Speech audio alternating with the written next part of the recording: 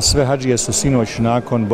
jučerašnjeg boravka na Arefatu i dova koje smo upućivali za sve one koji imaju hak u našim dovama, uputili se organizirano po padu mraka, otprilike negdje oko 8 sati, pa najkasnije tamo do pola 12 u pravcu Muzdelife organizirano autobusima, tako da su sve hadžije na vrijeme klanjali akšam i jaciju skraćeno i spojeno, zadržali se na Muzdelifi kratko vrijeme, odnosno do iza ponoći, i onda smo krenuli organizirano sa Muzdelife preko Minije do hotela. Naše bacanje kamenčića je otprilike završeno prije sabah namaza i to su olakšice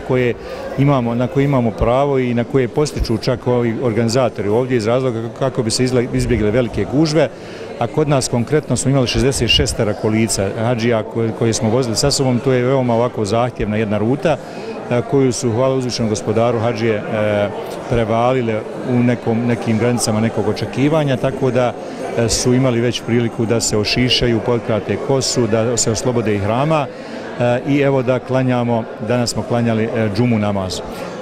Mi smo preporučili našim hadžijama da danas ne idu u harem, zbog toga im nismo ni obezbijedili dodatni prijevoz, odnosno prijevoz kombijima,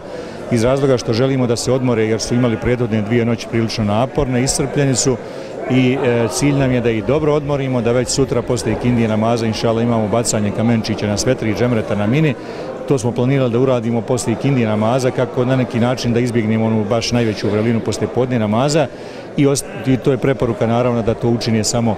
zdrave hadžije, dok će za bolesne hadžije to učiniti oni koje oni odredi, odnosno koje su već ranije odredili, odnosno sa njima dogovorili. Naš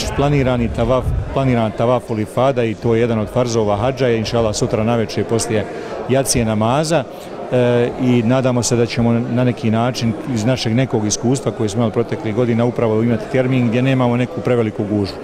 Nismo preporučili našim hadžijama i kazali smo u kontaktu vodičima da u kontaktu sa hadžijama i šarijetske konsultantice da ne preporučuju da hadžije večeras obavljaju tavaf ul ifadu iz razloga što se očekuje velika gužva jer će vjerovatno sa Minije mnogi doći da obave tavaf ul ifadu i pretpostavljamo da bi trebala preko sutra navečer također da bude velika gužva, zbog toga oni koji budu silazili sa Minije ići direktno u harem, tako da se očekuje velika. Znači, na neki način neki međuprostor bi mogao da bude sutra navečer i mi ćemo naravno pratiti i pokušati da uvedemo hadžije u tavaf, da obave tavaf ul ifadu onda kada je to najpotrebnije. Ovdje u Saudijskoj Arabiji, nažalost, ne osjeća se neka prava bajramska atmosfera, sve je ovdje drugačije, sve je u znaku obreda, na neki način ljudi su umorni, mnogi od njih čak jedni drugima nisu ni čestitali Bajram ili im nije naumpalo da je uopće Bajram, jer jedino su Bajrami, onoj pravi Bajrami čini mi se u našoj lijepoj domovini Bosni i Hercegovini. Tako da nam fali te neke naše bosanske bajramske atmosfere. Meni konkretno najviše fali mi ta halva, mamina halva, rahmetli mami. Žena napravi halvu, ali nije mi baš ko što je mamina. I nisam još osjetio, nisam do duše išao po spratovima gore, nisam u ove godine osjetio miris te naše bosanske halve, a naše dobre nene i majke se potrude u našim hotelima, u nekim skromnim uslovima, ipak da napravi, da zamiriše ta bosanska halva. Ako gdje zamiriše, ja ću pokucati na ta vrata da pojedem tu bosansku halvu.